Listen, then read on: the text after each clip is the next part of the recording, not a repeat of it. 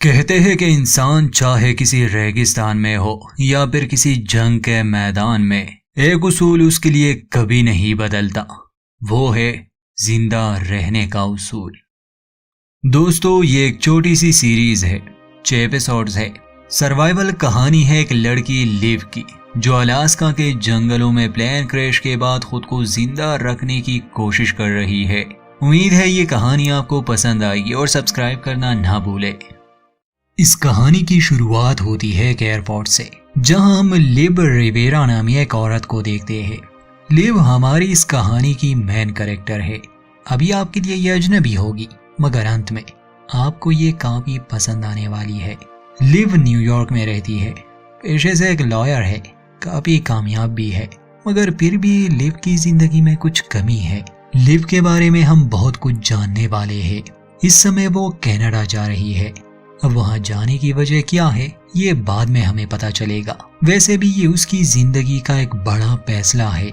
अब इंतजार करते करते उसे अपने कोवर्कर रूथ की कॉल आती है। वैसे तो आने से पहले लिव ने रूथ को एक मेल किया था कि उसे शहर से बाहर जाना है, मगर रूथ को उसकी फिक्र थी, क्योंकि लिव कभी भी ऐसे नहीं जाती, बल्कि वो अपना ज्यादातर समय काम को ही देती है। अब शुरुआत के बातचीत से हम जान पाते हैं कि लिव थोड़ी सी सख्त मिजाज वाली है। जैसे कॉल पर वो रूथ को अपने जाने की साफ साफ वजह नहीं बताती, बस कहती है कि मुझे किसी जरूरी काम से जाना है, वापस आने के बाद हम काम की बात करेंगे और तुम मेरी फिक्र ना करना।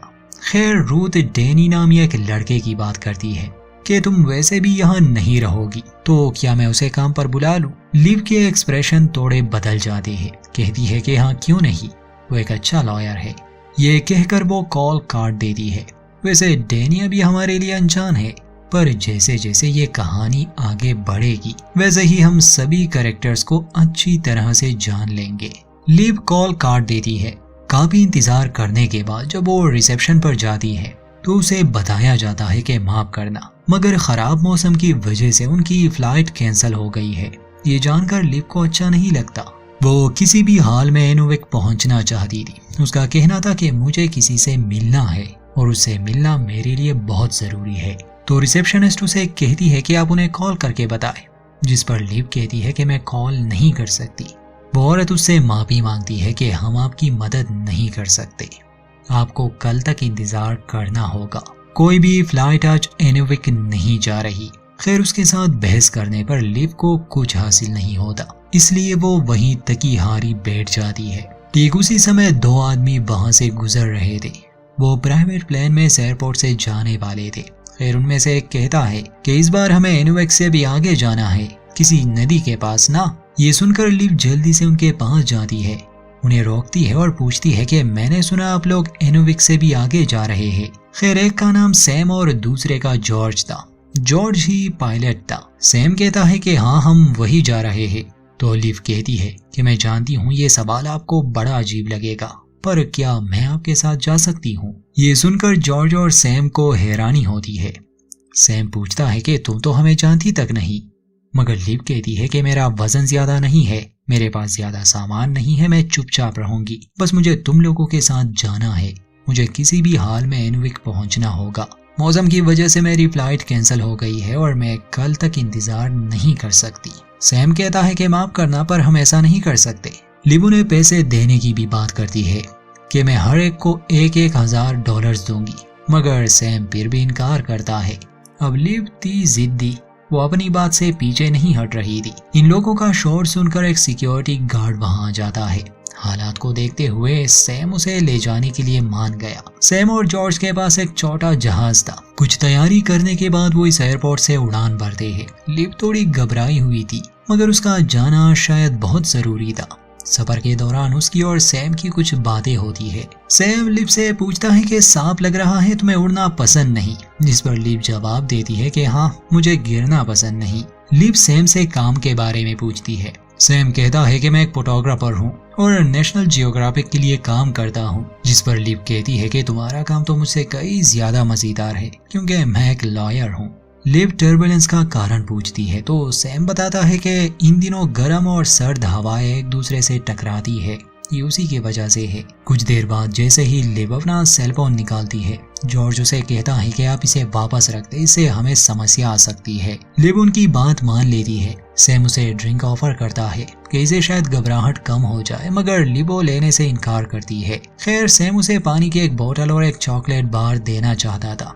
लिव तो वो भी लेना नहीं चाहती थी, मगर सैम उसे कहता है कि जब हम इनुविक पहुंचेंगे वहाँ सब बंद होगा, तुम्हें भूख लग सकती है, प्यास लग सकती है, इसलिए ये ले लो। सैम लिव से वहाँ जाने की वजह पूछता है।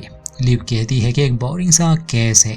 खैर सैम उससे और बात करना चाहता था, मगर लिव कहती है कि अब मुझे सोना है। सैम उसे और परेशान नहीं करता। लिव कुछ समय के लिए अपने आंखें बंद करती है, उसे नींद भी आ जाती है। दोस्तों ये कहानी आगे पीछे जाती रहती है, कभी लिव के बचपन में, कभी उस समय में जब वो काम पर होती थी। हमारी कोशिश यही होगी कि ये ज्यादा कंफ्यूजिंग ना लगे। खैर लिव जैसे ही अपनी आंखें बंद करती है, हम उसके अतीत में पहुंच जाते हैं, उस समय में जब रूथ ने उसे कॉल करके एक पार्टी में बुलाया था। लिव काम को लेकर बहुत सीरियस रहती थी। बचपन से ही उसके ज्यादा दोस्त नहीं थे, जो थे वो भी कुलीग्स थे। खैर लिव के परिवार के बारे में काफी कुछ सामने आएगा। पार्टी में आने पर रूथ उसे डैनी से मिलवाना चाहती थी। वैसे डैनी भी एक लॉयर ही था, दोनों एक ही कंपनी में काम करते थे।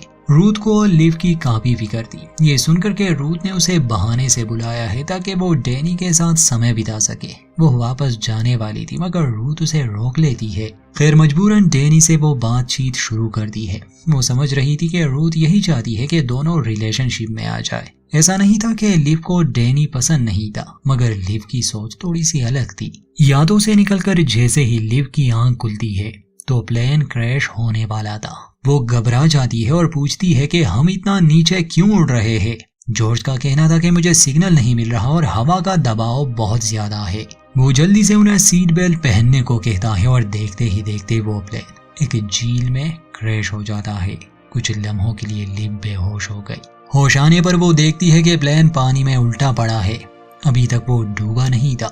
सैम घबराया हुआ था, बाकी तो वो ठीक लग रहा था, मगर जॉर्ज की हालत ठीक नहीं थी। उसके पैर में मेटल का एक टुकड़ा फंसा था।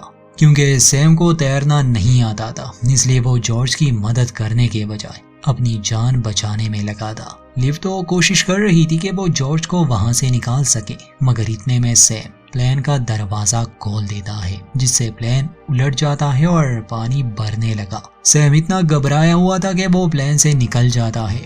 लिव तो बहुत कोशिश करती है कि वो जॉर्ज को बचा सके, मगर अब प्लेन पानी में पूरी तरह डूब जाता है, जिससे जॉर्ज की तो मौत हो गई। लिव भी मर जाती, मगर उसे तैरना आता था, इसलिए वो ठीक समय पर प्लेन से निकल आती है। जैसे ही वो सतह पर आती है, देखती है कि सैम डूब रहा है। वो मदद के लिए आवाजें लगा रहा था, इसलिए लिव जल्दी से उसके पास आती है। पर वो कहते हैं ना कि एक डूबता हुआ इंसान अपने साथ दूसरे को भी डुबाने की कोशिश करता है, इसलिए खुद को बचाने के लिए वो लिव को डुबाने लगा। खैर लिव उसे तैरना सिखाती है कि अपने पैरों को हिलाओ। किसी तरह दोनों किनारे पर आते हैं। लिव उसे अकेला नहीं छोड़ती, क्योंकि वो समझ चुकी थी कि सैम ने जो भी किया जानबूझ के नहीं किया। किनारे पर पहुंचकर लिव देखती है कि सैम बेहोश हो चुका है। वो उसे होश में लाने की कोशिश कर रही थी। सैम दर्द से तड़प रहा था, क्योंकि उसके पैर में मेटल का एक टुकड़ा फंसा था। लिव उसे निकालना चाहती थी, मगर सैम होश में आता है और कहता है कि नहीं, खून को किसी तरह रोको, बांध दो पैर को। लिव अपनी पूरी कोशिश करती है और पैर को एक कपड़े से बांध देती है। खून तो रुक जाता है, मगर सैम फिर से बेहोश हो गया।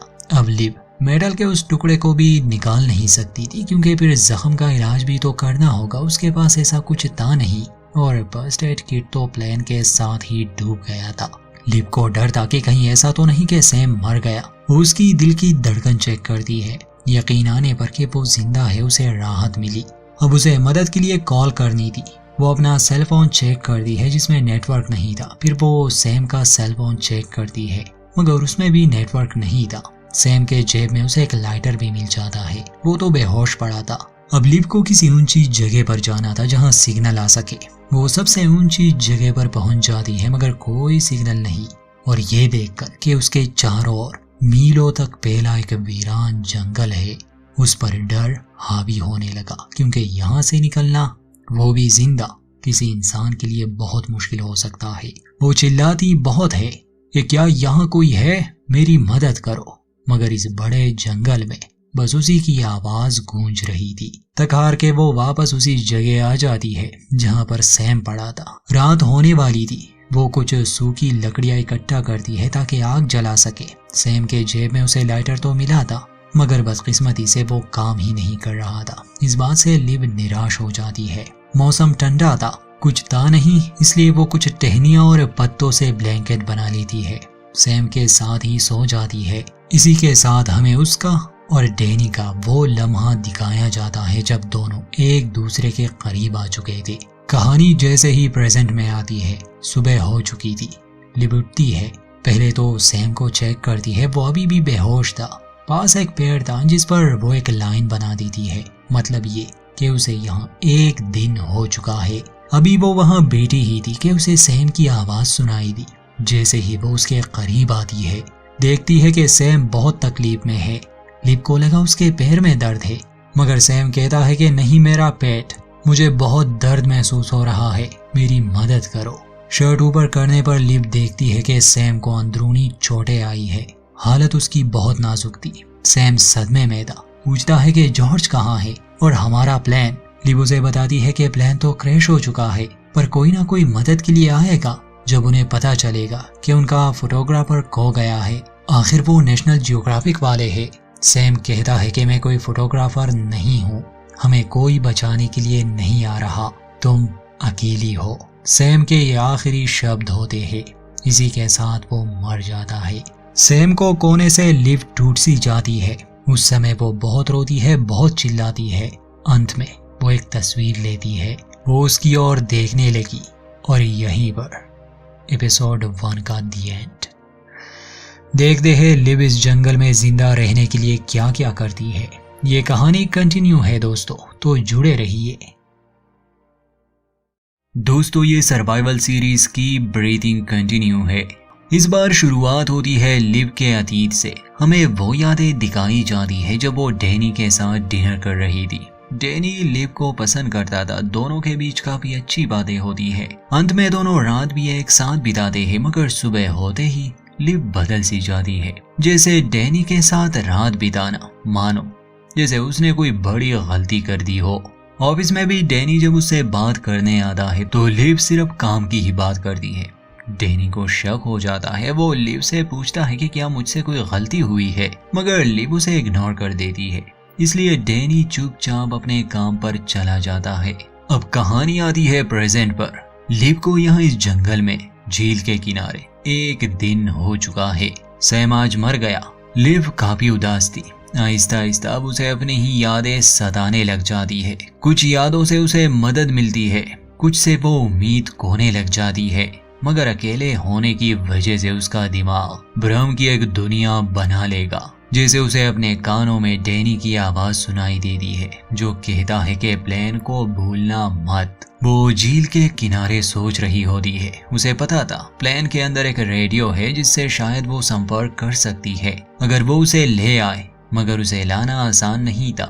वो काफी गहराई में था। वो अपना शर्ट और पैंट उतारती है। जैसे ही पानी में जाती है वो इतना ठंडा था कि वो वापस से भाग आई। वो समझ गई कि मैं तैर के नहीं जा सकती। वो सोचने लगी। फिर वो फैसला करती है कि वो लकड़ियां जमा करके एक छोटा सा राफ्ट बनाएगी। लकड़ियां तो उसे मिल जाती है, मगर उसे बांधना आसान नहीं था। पहले तो वो सैम के बेल्ट का इस्तेमाल करती है, मगर वो कम पड़ जाता है। फिर वो उस कपड़े को भी ले लेती है जो उसने सैम की टांग पर बांधा था, मगर उससे भी कोई फायदा नहीं होता, क्योंकि जैसे ही वो उस राफ्ट को पानी में उतारने वाली थी वो वापस से खुल जाती है। लिव थक गई थी।